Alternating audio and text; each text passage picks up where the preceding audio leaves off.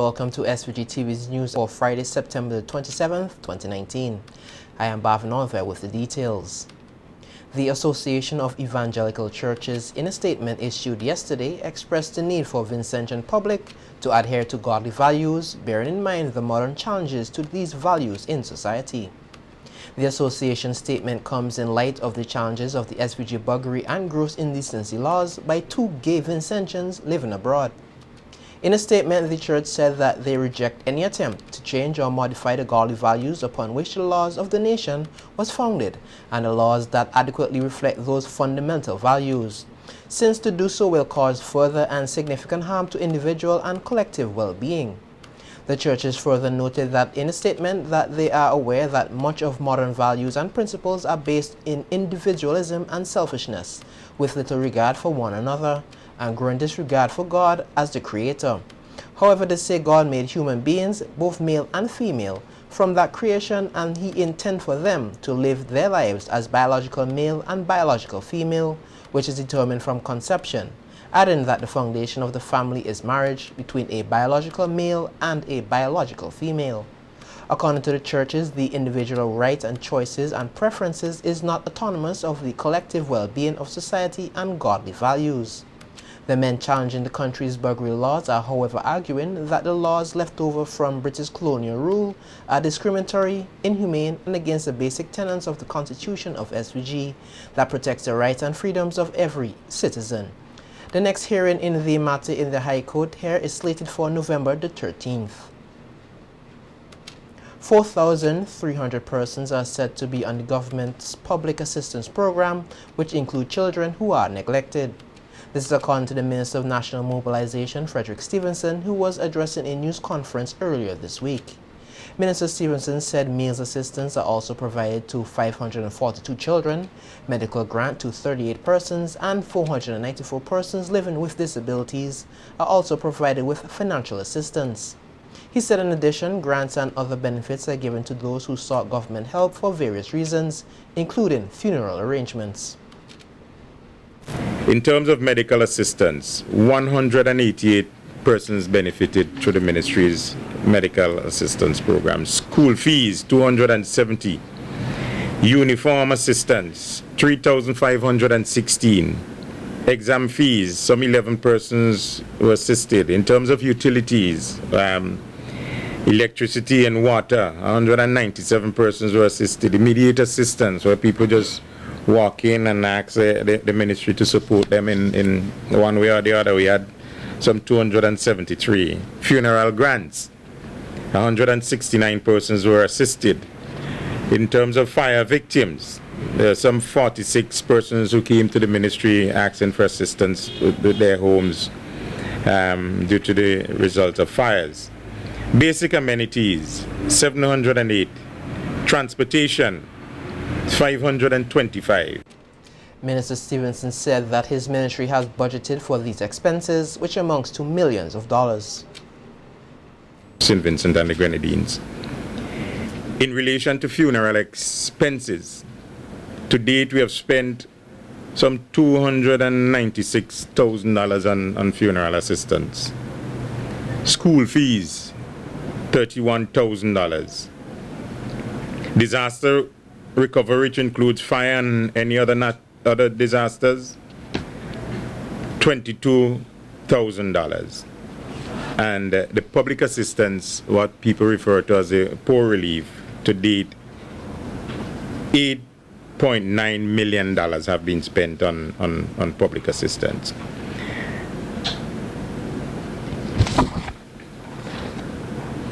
Under child development and child development expenses, this include the uniform assistance we give to foster care children. We have paid $37,000 for uniform and books and so on to them. School fees, $49,000. Exam fees, $1,430. And the gender affairs, we support the Teen Mothers Back to School program, so we provide uniform assistance to them as well. $8,618 was spent there for uniform assistance, and school fees once they get to Form 5 and to write the 6 seasons, and we'll spend close to $20,000. Speaking on the issue of domestic violence, Minister Stevenson said for the current period, there were more than 200 reported cases, which is a reduction compared to the previous year. Yeah. In 2018, there were 260 reported cases of domestic violence throughout St. Vincent and the Grenadines, in which females were the main victims in intimate partner relationship. This figure, however, reflected a 28% reduction in comparison with the data for 2017. While the public is requested to report cases of domestic violence, and especially violence against women and girls, one case of violence is too much. Therefore, the core agencies are tasked with responding in a coordinated manner to ensure the safety and protection of our victims and the prosecution and rehabilitation of perpetrators. The division implements an active and ongoing public awareness campaigns to raise awareness on the issue of gender-based violence. The legislative and supportive structures and programs available for victims as well as perpetrators of violence in the form of weekly radio programs and the use of social media, Facebook, for further outreach. The importance of the private sector to the Caribbean single market and economy, the CSME, were highlighted this week through a series of consultations which sought to provide local stakeholders with a better understanding of the integrated development strategy, examine challenges, and how they can take advantage of it. The consultations were hosted by the Ministry of Foreign Affairs, Trade and Commerce and the Regional Integration and Diaspora Unit in collaboration with the CARICOM Secretariat. The consultations ended yesterday afternoon with a media conference. Consultant with the CARICOM Secretariat, Desiree Fields Ridley, said over the years governments in the region have been trying to put the framework in place to enable the private sector to operate under the CSME, given its importance to growth and development. She said it is expected that the CARICOM will be in a better position after the implementation of the provisions of the CSME. Development includes employment, incomes, profits, not a bad word, because the private sector is there, and also giving us the opportunity to know and to use the resources of the region as a whole rather than just St. Vincent and the Grenadines. So at the end of this exercise, we are expecting, and not today, tomorrow's exercise, but the whole CSME process, we are expecting our citizens to be in a better position. They would not have been able to be in if we went it state by state. We know we are small states. The world out there is not the most friendly world, so we have to strengthen our position. If you're good in agriculture, we have to make sure they have agriculture programs, policies in place. If you're good in tourism, we have to make sure you have that support. So we're going through the region in terms of identifying what it is that you need. It is your program. Field Ridley said the consultations on the implementation of the CSME were designed to identify the priority areas in each territory and if needs assistance can be provided at a regional level to strengthen weak areas. She said the private sector is responsible for production and as such is crucial to the success of the CSME. Even though we started the process because we're losing our preferential markets, we had to be in a more competitive situation, we had to produce. That was the thing. We had to produce and we were not producing. It is now even more difficult because there are much more, what shall I say, international developments which impact negatively on our countries. And therefore, we have to strengthen ourselves. And countries have agreed that this is the way we can best do it. The private sector, which is now reorganizing itself so that they can have better knowledge of what is happening and also indicate to us what they are doing so that the two can come together.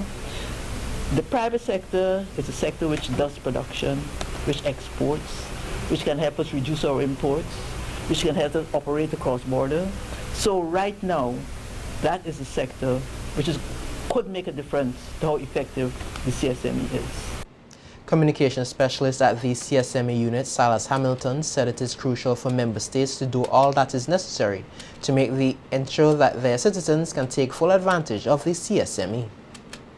When it comes to the public sector, it is also the education part of it, as Ms. Fieldridley and Mrs. John Patrick would refer to. Making sure that the processes are in place. When it comes to the youth, it is the employment opportunities, it is education, it is the options for travel, ease of travel. So these are things we have been hearing over the years, and we have not heard anything differently, but individual stakeholders are asking, can we have them a little bit more quickly? We have had some timelines, we have had slippages, but can member states put these in place? If you are speaking about persons and being competitive and businesses and media and private sector and public sector, it's all about ensuring that what you promised and what they would have asked as member states are put in place. More than 100 locals have so far found temporary employment in the SVG medicinal cannabis industry. The Medicinal Cannabis Authority says these persons that they are involved in preparatory work to establish activities at various sites. These preparatory works, the authorities say, include land clearing, excavation, installing of fences and irrigation system, assembling of greenhouses, trucking of material, preparation of compost material, mulch and soil amendments, and general administration. Since granting the first set of licenses on July 10, 2019, the Medicinal Cannabis Authority said the industry has been processing favorably, having positive spillover effects on the overall economy, including contracting of legal services, renting of vehicles, taxi operations, hotel apartments, accommodations, leasing of residential homes, preparing of food at restaurants and supermarkets, leasing and purchasing of lands and buildings for operators. The MCA says this is a testimony that investors are confident in SVG's ability to become a leading producer of certified pharmaceutical-grade cannabis. At the same time, the MCA said significant work is being carried out to ensure that a smooth transition of traditional cultivators of cannabis into the illicit cannabis industry, with community liaisons recruited to assist with the process and disseminate information throughout SVG. The authority said it is also working to assist traditional farmers who have stated that they do not have lands, a necessary resource for the cultivation of medicinal cannabis. West St. George is one of the fastest growing constituencies in SVG and continues to show great potential for development in a number of areas. So says MP for the constituency, Cecil Sesmaki, who is preparing to host tomorrow the annual West St. George Constituency Council Conference at the West St. George Secondary School.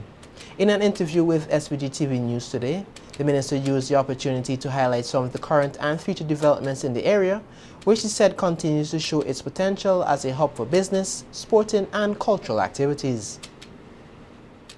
Virtually every other week there's a new business entity that is springing up in that region, and that will be further accelerated with the property that was previously the retired E.T. Joshua Airport site.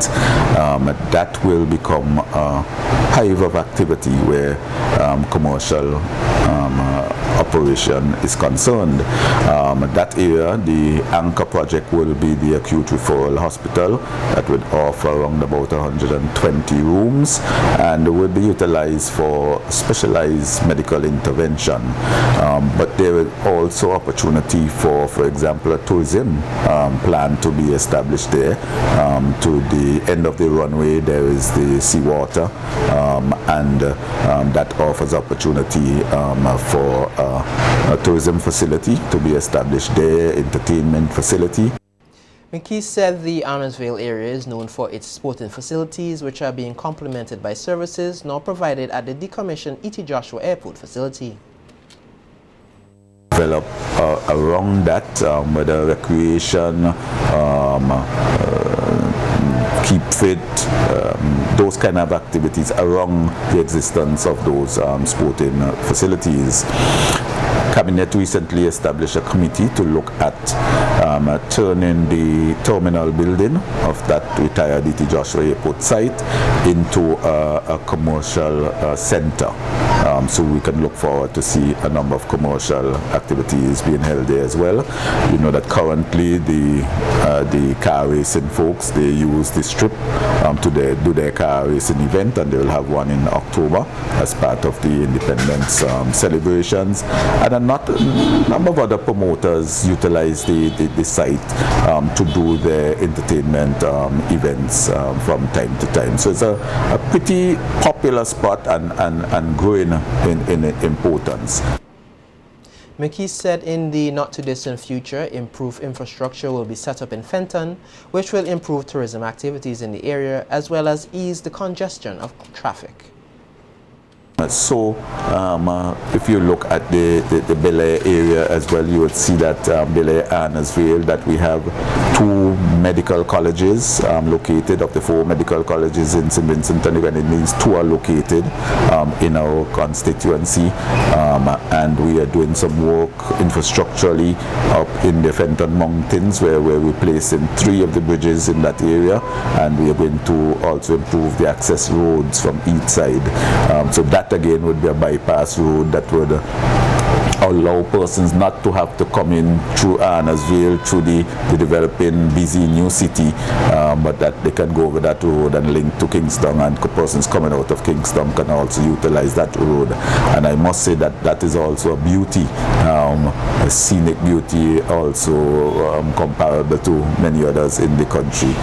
So that is going to offer us both an ease in the traffic and also tourism opportunity. The opposition New Democratic Party, the NDP, will be hosting its 41st annual convention this Sunday, 29 September, under the theme, Unifying the Nation, Reviving Hope.